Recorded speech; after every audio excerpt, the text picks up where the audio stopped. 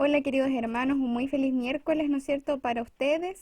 Estamos aquí, ¿no es cierto?, con la transmisión de el culto, ¿no es cierto?, de oración. Hoy día tenemos otro tema de la Iglesia Adventista del Séptimo Día y los eventos finales por el pastor Alejandro Roa. Pero antes, ¿no es cierto?, queremos que ustedes puedan revisar con atención un video, ¿no es cierto?, con nosotros del Departamento de Acción Solidaria Adventista, o más conocido como ASA o Dorcas, ¿no es cierto? Ya que el día de ayer se comenzó con la campaña solidaria de ASA, ¿ya? Para saber de qué se trata, entonces vamos a revisar este video, así que los invito a que nos podamos ver juntos. Bien, nosotros hoy estamos en distribución de cajas de contingencia. Ahora, ¿qué significa cajas de contingencia? Es lo que efectivamente estamos viviendo por estos días. Desde marzo, abril y ahora mayo, con el favor de nuestro Dios, porque no se puede decir otra cosa, solamente porque Él lo está permitiendo, Él nos está abriendo los caminos para llegar a quienes necesitan, vamos a salir de la distribución de las cajas de contingencia. Como ustedes ven, estamos con mascarillas, estamos con todos nuestros implementos, todo el protocolo que significa cuidarnos nosotros también, porque tenemos que ser obedientes y como iglesia nuestros templos están cerrados, pero la obra de Cristo no puede cerrarse, no puede acabarse, todo lo contrario, es ahora cuando realmente se activa como nos pide nuestro Señor, con valentía. Así que hoy es un día de distribución de cajas de alimentos no perecibles para personas que lo están pasando muy mal. La más importante para nosotros como iglesia, como departamento de Dorcas, en primer lugar, o ASA, como ustedes lo quieran llamar, es la oración. Si nosotros no hablamos con nuestro Señor, el Señor no es que no nos vaya a hacer caso, Él sabe lo que nos pasa, Él sabe cuántos problemas estamos acarreando cada uno en casa. Pero la oración hace que nuestro Dios se alegre porque Él quiere escuchar las voces de su pueblo. Y estas voces deben ser para pedir primero, porque esto ojalá se acabe luego. Segundo, para que su pueblo no se enferme. Tercero, para que su pueblo también siga expectante a realizar la obra de su obra, porque esa obra de Cristo es bendecida, y que tengan la mejor voluntad para hacerlo. La verdad es que en diciembre nosotros tuvimos una campaña excelente, una campaña de mucha recaudación de alimentos, pero para mis hermanos que conocen esta sala se van a dar cuenta que salir con cajas de contingencia en marzo, en abril y en mayo nos ha bajado, nos ha mermado mucho la cantidad de alimentos que teníamos nosotros apilados acá. Así que si tienen la posibilidad, no les puedo decir que vengan a dejar porque no pueden ustedes salir y nosotros tampoco. Nosotros dejamos un día al mes para venir, ¿no es cierto?, a hacer esta distribución. Pero si ustedes pueden colaborar, aunque sea con 1.000 pesos, 2.000 pesos, que contribuyan a la campaña solidaria de las cajas de contingencia, el Señor principalmente va a estar agradecido porque eso significa que vamos a seguir caminando, vamos a seguir pudiendo entregar ahora que vienen las fechas más complicadas, de más frío y de mayor problemas económicos para las familias. Hoy el mundo verá a Jesús en mi ciudad. Muy bien, queridos hermanos, como pudieron ver, desde el día de ayer se comenzó esta campaña y algunos tienen este video en su poder. Se ha publicado, ¿no es cierto?, en todas nuestras redes, aquí en YouTube, también en Facebook, en Instagram. Y, ¿no es cierto?, como les comentaba, también se les hizo llegar a sus WhatsApp personales.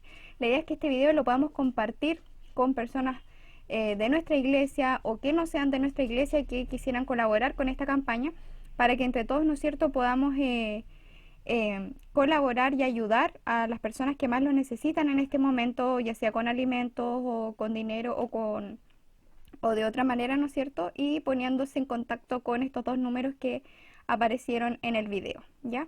De todas maneras, va a haber una ficha que va a andar corriendo también con toda la información para que ustedes puedan comunicarse con la hermana Elba o con la hermana Sandra y hacerles llegar los respectivos donativos. Ya recordamos entonces que el sábado 26 de julio de este mes, el último sábado del mes, a las 7:30 vamos a tener un programa especial, un culto especial de acción de gracias para, ¿no es cierto?, hacer una ofrenda especial y agradecer al Señor por todas sus bendiciones, ¿no es cierto? Así que están todos cordialmente invitados. Este culto va a ser, ¿no es cierto?, obviamente vía online, ¿ya? Así que ahora vamos a comenzar con el culto. Que el Señor les bendiga y les acompañe.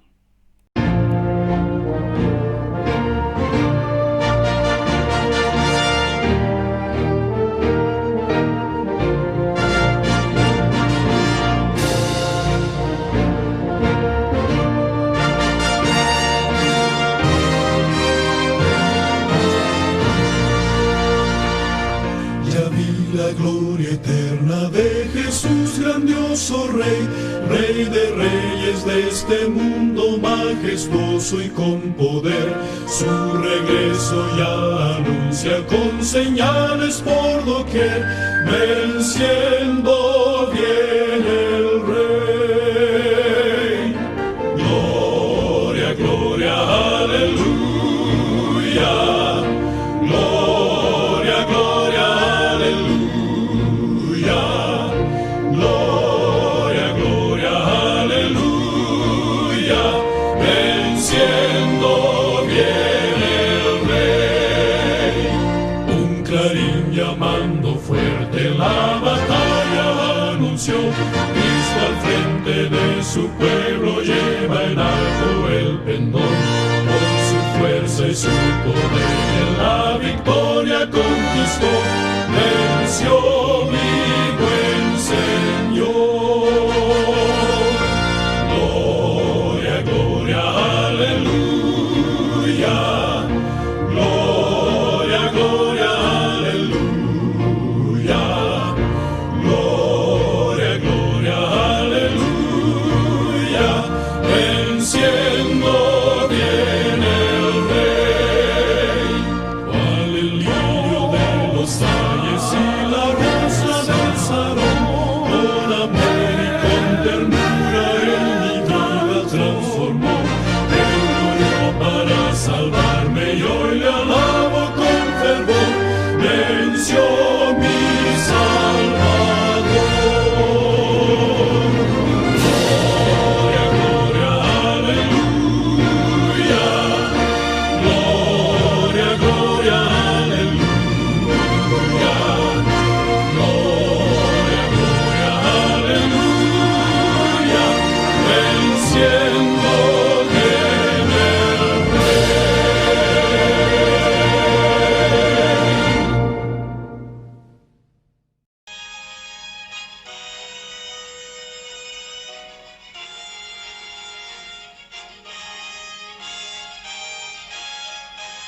señales mostrándonos están.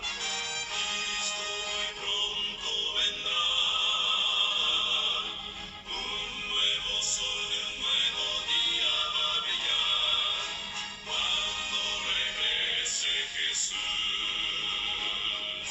pronto vendrá, pronto vendrá. Cristo muy pronto vendrá. Pronto vendrá, pronto vendrá, pronto Jesús volverá.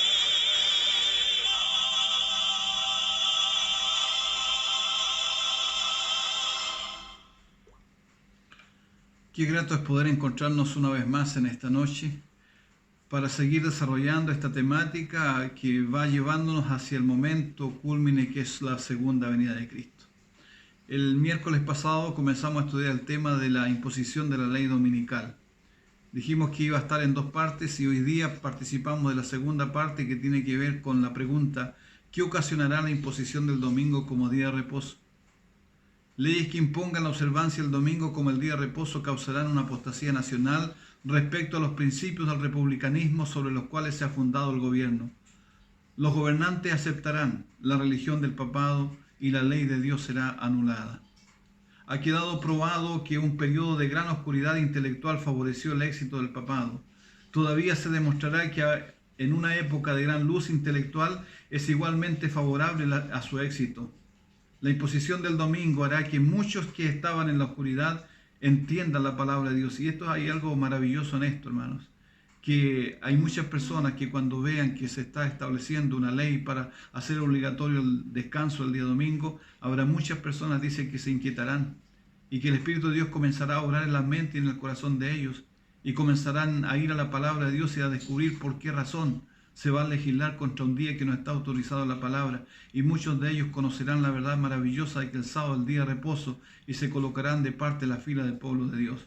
Por eso decimos, la imposición del domingo hará que muchos que estaban en la oscuridad entiendan ahora la palabra de Dios. ¿Qué significará para los Estados Unidos la imposición de leyes dominicales? Una ley dominical nacional significa apostasía nacional. Para obtener popularidad y apoyo, los legisladores cederán a la demanda de una ley dominical por el decreto que imponga la institución del papado en violación a la ley de Dios. Esta nación se separará completamente de la justicia. Como el acercamiento a los ejércitos romanos fue para los discípulos una señal de la inminente destrucción de Jerusalén, de la misma manera, esta apostasía podría ser para nosotros una señal de que llegó el límite de la tolerancia divina. Debemos hacernos el firme propósito de que no reverenciaremos el primer día de la semana como día de reposo, porque no es el día que fue establecido, bendecido y santificado por el Señor. Y al reverenciar el domingo nos colocamos del lado del gran engañador. Cuando la ley de Dios haya sido invalidada y la apostasía llegue a ser un pecado nacional, el Señor obrará en favor de su pueblo. El pueblo de los Estados Unidos ha sido un pueblo favorecido, pero cuando restrinjan la libertad religiosa, renuncien al protestantismo y apoyen al papado, la medida de su culpa se habrá completado y en los libros del cielo se registrará apostasía nacional. ¿Y qué vendrá entonces después de esta apostasía nacional? A la apostasía nacional seguirá la ruina también nacional. Cuando Estados Unidos promulgue leyes en sus concilios legislativos para comprometer las conciencias de los hombres en cuanto a los privilegios religiosos, imponiendo la observancia del domingo y usando un poder opresivo contra los que guardan el día de reposo, el séptimo día, sábado, la ley de Dios será sin duda invalidada en ese país y la apostasía nacional seguirá la ruina de la nación. En el tiempo cuando la apostasía sea nacional, cuando los dirigentes del país, obrando de acuerdo con el plan de acción satánico, se alisten junto al hombre de pecado, entonces se colmará la medida de la culpa. La apostasía nacional es la señal para que ocurra entonces la ruina nacional. El Estado pondrá bajo su cuidado y protección los principios católicos romanos. Y esta apostasía nacional le seguirá rápidamente la ruina nacional. Cuando las iglesias protestantes se unan con el poder secular para sostener una falsa religión, a la cual se opusieron sus antepasados, soportando la más terrible persecución, entonces el día de descanso papal será hecho obligatorio por la autoridad combinada de la Iglesia y el Estado. Habrá una apostasía nacional que determinará tan solo la ruina nacional. Lo va repitiendo muchas veces la sierva de Dios en ese sentido. A continuación, veamos algunas de las doctrinas inventadas por la Iglesia Católica a las que se opusieron los antepasados protestantes, y por no aceptarlas, muchos ofrendaron sus vidas, y el resto huyeron siendo los fundadores de los Estados Unidos, esa nación enteramente protestante, que se compone por personas que fueron huyendo de diferentes lugares por asuntos religiosos, y ahí surge entonces la Norteamérica, para entonces defender los derechos de la conciencia, los derechos humanos, y finalmente se van a olvidar de todos estos principios. Y ahora, al unirse a la Iglesia Católica, de la cual se había separado, con esa actitud están reconociendo que estaban equivocados y lógicamente ahora aceptan entonces esos errores que en un tiempo atrás, ¿no es cierto?, se opusieron a ellos. Referente a esto, el profeta Daniel dijo, versículo 3 del capítulo 8 de Daniel 8:3, hablando acerca de esto, dice, de este poder lo que haría, dice, echó por tierra la verdad e hizo cuanto quiso y prosperó. Habría un poder entonces que invalidaría la verdad bíblica, echaría por tierra la verdad, haría cuanto quisiera y prosperaría. ¿Cuáles son estos errores o estas doctrinas engañosas que comenzaron entonces a enseñarse y que no tienen fundamento bíblico y que la gente hoy día las acepta como que fueran inspiradas en la palabra de Dios, pero son simplemente dogmas Y los dogmas no tienen un fundamento, un apoyo bíblico para decir esto es palabra de Dios. Son solamente dogmas humanos y que fueron establecidos y aceptados por la Iglesia Católica y enseñados entonces a la gente. ¿Cuáles son estos dogmas? Y que la gente los acepta como que fueran verdad, fueran palabra de Dios. Por ejemplo, la oración por los muertos fue establecida en el año 310. Las velas y cirios introducidos en la Iglesia Católica en el año 320. La veneración de ángeles y santos en el 375. La primera ley dominical, año 321. Veneración a las imágenes en el año 375. El sacrificio de la misa diaria, año 394. María venerada y mediadora, año 431. Sacerdotes introducidos en el culto, como siendo aquellos que pueden dirigir, ¿no es cierto?, y enseñar y explicar la palabra. Esto fue en el año 500. Extrema unción antes de morir, en el año 526. La doctrina del purgatorio, 593. Se impone el latín como el idioma oficial para enseñar la palabra en el año 600. Oración a María y a los santos en el año 600. El dirigente de la iglesia fue hecho fundamento en el año 610. Dirigente de la iglesia es llamado Santo Padre en el año 610. Se comienza a besar los pies al dirigente de la iglesia en el año 709. El dirigente recibe el reino temporal, año 750. Todos estos son dogmas que fueron introducidos en la iglesia. La adoración de la cruz y las reliquias en el año 786. El agua bendita con un poco de sal, introducida en el año 850. El Papa es entronizado como pontífice en el año 927. Se introduce la adoración a José en el año 890. Canonización de los santos muertos en el año 995.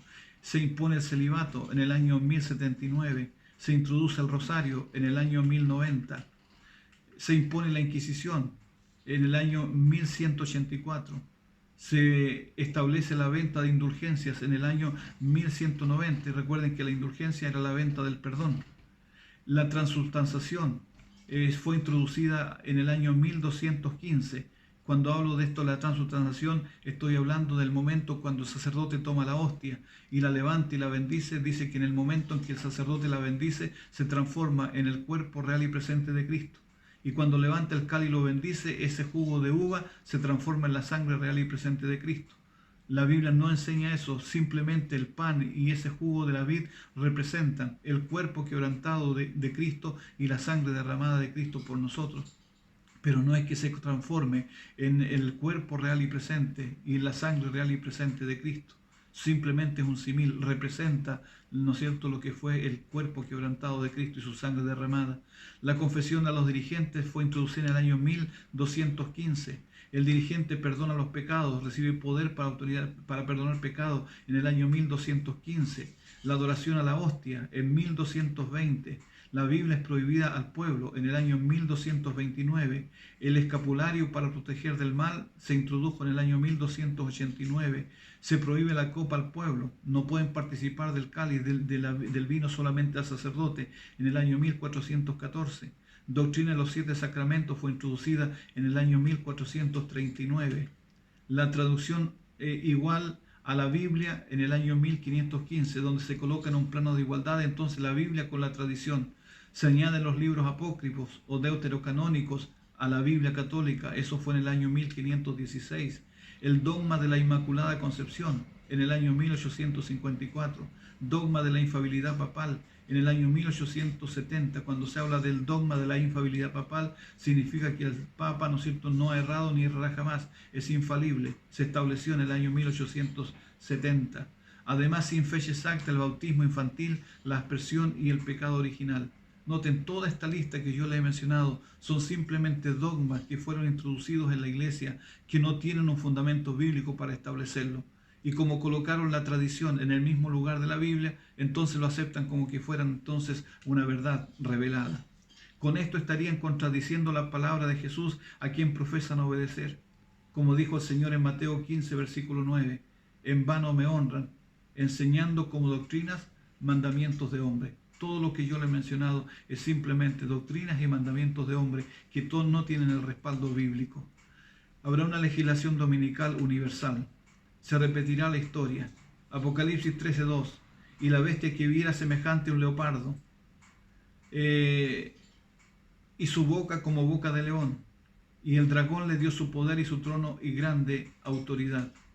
Roma papal, al recibir el dragón, el diablo, su poder y su trono y grande autoridad, extendió sus dominios por todo el planeta, haciendo que todos los hombres le obedecieran.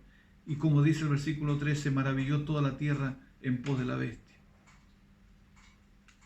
Es interesante entonces lo que Dios dice en su palabra. Ahora con el apoyo de la segunda bestia que, como hemos visto, es el protestantismo apóstata, Estados Unidos, será ensalzada la falsa religión. El primer día de la semana, un día común de trabajo, que no tiene ninguna santidad en la Biblia, será elegido como la imagen de Babilonia. Se ordenará a todas las naciones y lenguas y pueblos que rindan culto al falso día de reposo, y el decreto que ordena el culto de ese día, el domingo, será promulgado por todo el mundo. Noten, cuando desde Estados Unidos se promulgue entonces la ley dominical, pasará inmediatamente a ser una ley entonces mundial. Cuando los Estados Unidos, el país de la libertad religiosa, se una con el papado para forzar la conciencia, obligar a los hombres a honrar el falso día de reposo, los habitantes de todo el país del globo serán inducidos a seguir también su ejemplo. La cuestión del sábado será un punto culminante en el gran conflicto final en el cual todo el mundo tomará parte. Toda la humanidad tendrá que verse y tendrá que tomar una decisión con respecto a esto. Honrar el día de reposo que Dios estableció en la palabra, o guardar el mandamiento de hombre que fue establecido por la Iglesia Católica, que es el domingo. Todos tendremos que tomar una decisión con respecto a eso. Las demás naciones seguirán el ejemplo de los Estados Unidos. Si bien estos encabezarán el movimiento, la misma crisis sobrevendrá a nuestro pueblo en todas partes del mundo.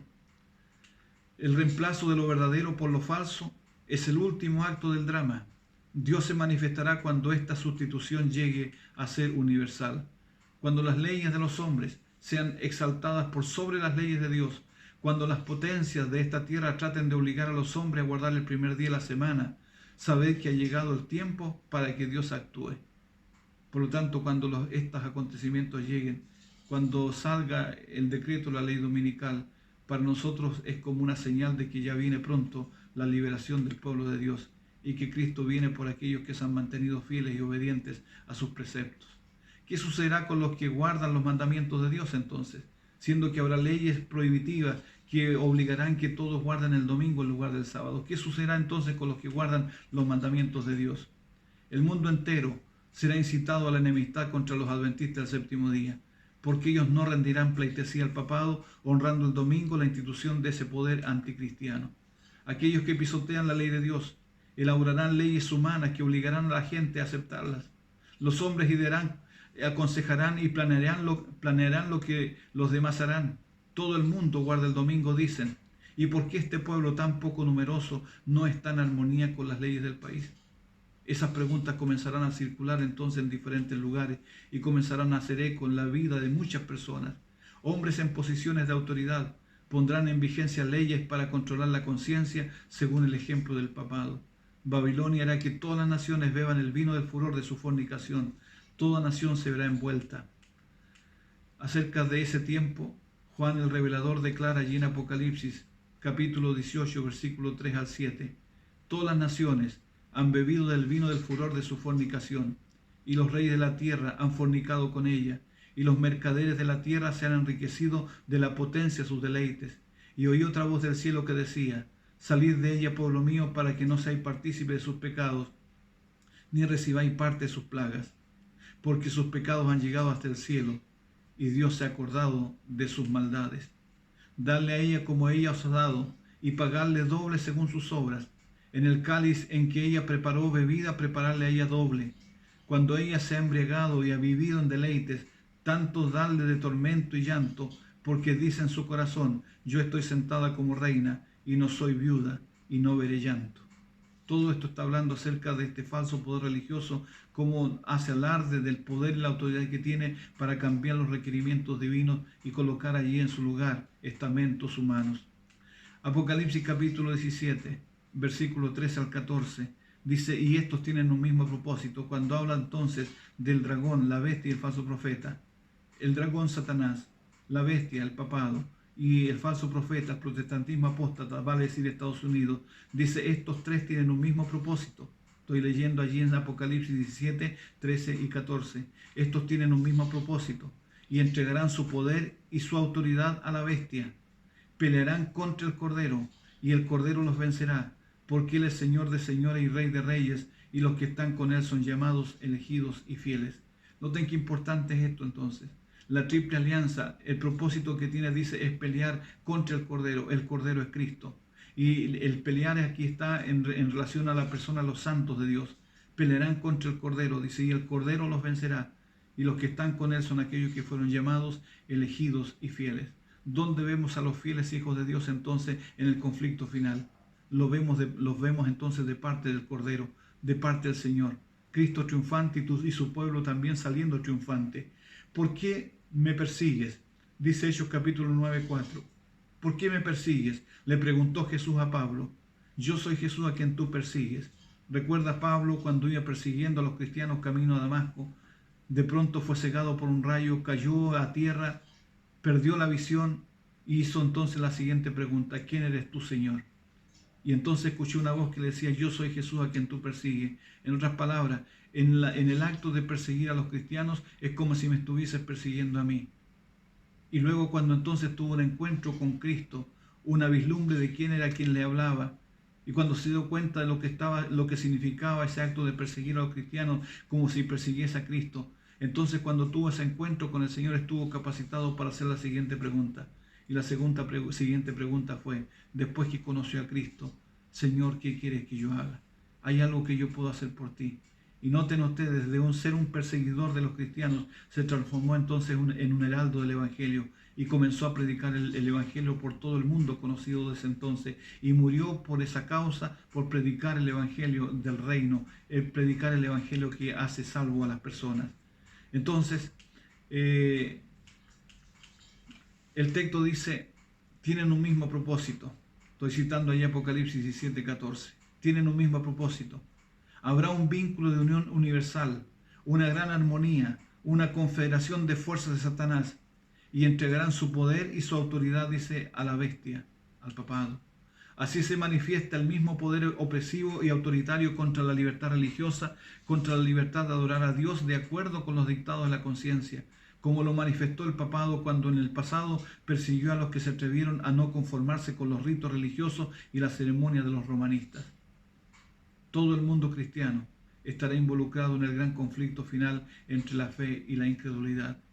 Recuerda, lo lógico sería que con Biblia en mano pudiesen decirnos que nosotros como adventistas estamos equivocados al no guardar, ¿no es cierto?, el día domingo. Pero como no pueden con Biblia en mano decirnos que estamos equivocados, no pueden demostrar con Biblia que el día de reposo es el día sábado, entonces van a utilizar el poder de la fuerza. Y cuando se utiliza la fuerza, entonces es sinónimo de debilidad, es sinónimo de que se está entonces allí en el error. Por eso dice todo el mundo cristiano estará involucrado en el gran conflicto final entre la fe y la incredulidad. ¿En cuántos grupos entonces quedará dividida la cristiandad? Toda la cristiandad quedará dividida en dos categorías. La minoría, los que guardan los mandamientos de Dios y la fe de Jesús. A este grupo el Señor le llama en Lucas capítulo 12, 32, le llama manada pequeña, el remanente o el residuo, lo que queda después de una gran apostasía, ¿no es cierto?, nacional y mundial. Y la gran mayoría es el segundo grupo, y la gran mayoría los que adoran la bestia y su imagen y reciben su marca. Su número, dice, de estos es como la arena de la mar. Entonces serán muchos más aquellos que se perderán que aquellos que se van a salvar. Una vez que el sábado llegue a ser el punto especial de controversia en toda la cristiandad y las autoridades religiosas y civiles se unan para imponer la observancia del domingo, la negativa persistente por parte de una pequeña minoría de ceder a la exigencia popular la convertirá en objeto de execración universal. Cuando el decreto promulgado por los diversos príncipes dignatarios de la cristiandad contra los que observan los mandamientos suspenda la protección y las garantías del gobierno y los abandone a los que tratan de aniquilarlos, el pueblo de Dios huirá de las ciudades y de los pueblos y se unirá en grupos para vivir en lugares más desiertos y solitarios. ¿Qué orden dio Jesús casi 2000 años antes es apropiada para este tiempo? Mateo capítulo 24, versículo 20.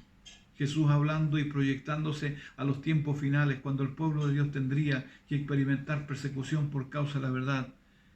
El Señor Jesús dijo en Mateo 24:20, orad pues que vuestra huida no sea en invierno, ni en sábado, ni en día de reposo. ¿Qué actitud debe tener entonces el remanente en este tiempo? ¿Cuál debe ser su posición del pueblo de Dios? No mostrar una actitud desafiante. 1 Pedro capítulo 5, verso 7 dice, echando toda vuestra ansiedad sobre Él porque Él tiene cuidado de vosotros. Ante los problemas, ante las adversidades que enfrentemos, el apóstol Pedro dice, echemos toda nuestra ansiedad sobre Él porque Él tiene cuidado de nosotros. Él sabe custodiar su tesoro que son los hijos de Dios. Aquellos que componen nuestras iglesias tienen rasgos de carácter que los inducirán, si no son muy cuidadosos, a sentirse indignados porque en base a tergiversaciones les es quitada su libertad de trabajar en domingo. La gente pronto descubrirá qué creéis en cuanto al domingo y al día de reposo porque formularán preguntas. Esto es algo también interesante. Hay mucha gente que va a hacer preguntas, ¿por qué guardamos el sábado y no el domingo? Y cuando hagan las preguntas y respondamos en forma categórica con un así dice el Señor, hay muchas personas que se convertirán también a esta verdad y se pasarán, dice, al pueblo de Dios, saldrán del error para compartir entonces las promesas y el galardón que tendrá el pueblo de Dios. No montéis en cólera por este asunto, sino llevad todo a Dios en oración. Solo Él puede restringir el poder de los gobernantes. Absteneos de trabajar en domingo. Debe hacerse el trabajo tan prudente y cuidadosamente como sea posible, y debe hacérselo como Cristo lo haría.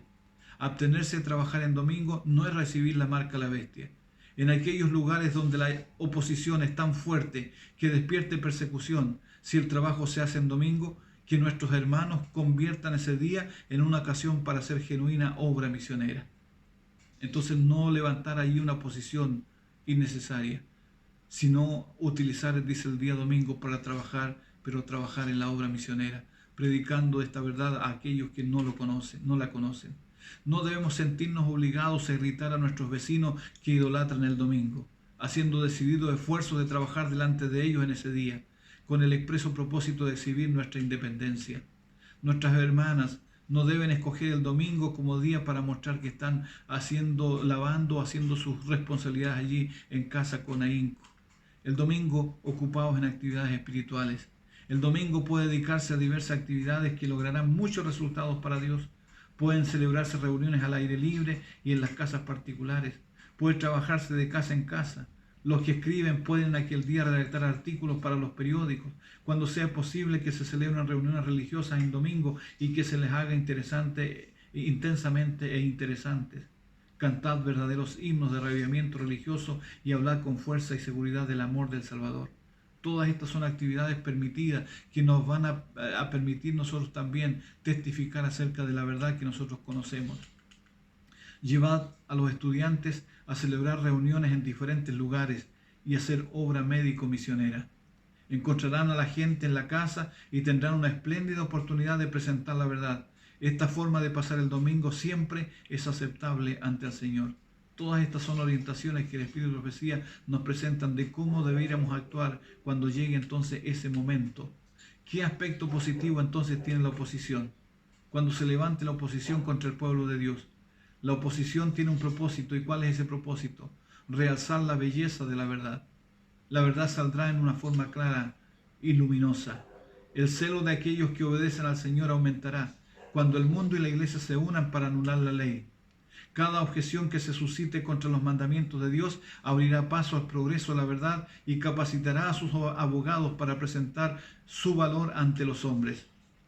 Hay una belleza y una fuerza en la verdad que nada puede hacer tan evidente como la oposición y la persecución. Noten, es allí cuando se establezcan leyes y se prohíba, ¿no es cierto?, trabajar el domingo y que hay que venerarlo como el Día de la Familia. Cuando todo esto ocurra, dice que los magistrados estarán dispuestos, dice, a estudiar y escudriñar para poder defender también la causa de aquellos fieles hijos de Dios que la están sustentando. En este tiempo, cuando se hace un esfuerzo tal para imponer la observancia del domingo, es la precisa oportunidad para presentar al mundo el verdadero día de reposo en contraste con el falso. En su providencia, el Señor está muy por delante de nosotros. Él ha permitido que la cuestión del domingo sea recalcada primero para que el día de reposo del cuarto mandamiento pueda ser presentado ante las asambleas legislativas. De este modo, la atención de los dirigentes de la nación puede ser atraída al testimonio de la palabra de Dios en favor del verdadero día de reposo. ¿Quién está primero, Dios o los hombres? Es la pregunta que surge. En Hechos capítulo 5, versículo 29, dice el texto bíblico, es preciso obedecer a Dios antes que a los hombres. La Biblia dice que debemos obedecer a Dios antes que a los hombres. Por eso la pregunta es, ¿quién está primero, Dios o los hombres? Los adherentes a la verdad son llamados ahora para elegir entre desear un claro requerimiento a la palabra de Dios o perder su libertad. Si renunciamos a la palabra de Dios y aceptamos las costumbres y tradiciones humanas, todavía se nos permitirá vivir entre los hombres para comprar y vender y para que se respeten nuestros derechos. Pero si mantenemos nuestra lealtad a Dios, debe ser a expensas de nuestros derechos entre los hombres, porque los enemigos de la ley de Dios se han unido para aplastar el juicio independiente en asuntos de fe religiosa y para controlar las conciencias de los hombres. El pueblo de Dios reconocerá el gobierno humano como una ordenanza divinamente designada y por precepto y ejemplo enseñará la obediencia a ella como un deber sagrado, siempre y cuando su autoridad se ejerza dentro de su esfera legítima. Pero cuando las demandas entren en conflicto con la ley de Dios, debemos elegir obedecer a Dios antes que a los hombres. Debe reconocerse y obedecerse la palabra de Dios como una autoridad que está por encima de toda legislación humana.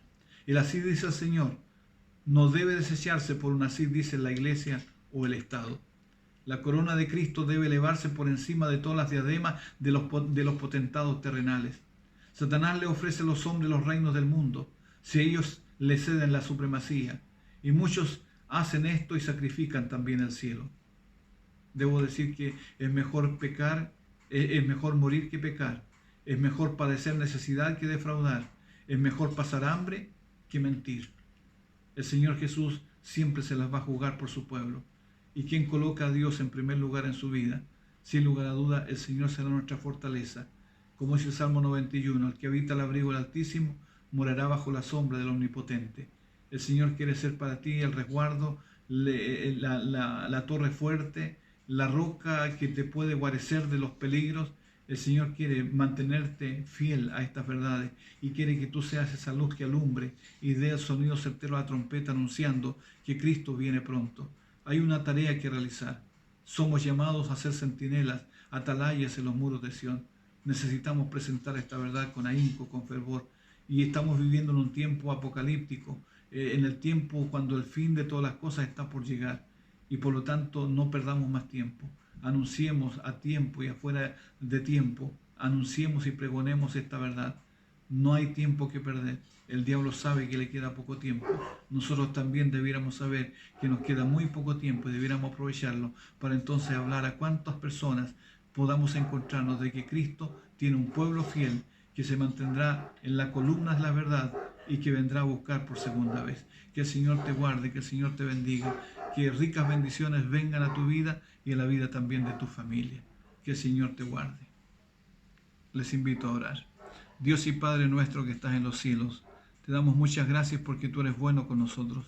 Nos permite, Señor, una vez más estudiar tu palabra, estudiar lo que el Espíritu de Profecía también menciona con respecto a los tiempos finales. Dios nuestro, no estamos en oscuridad, somos un pueblo entendido en los tiempos, sabemos lo que tenemos que hacer.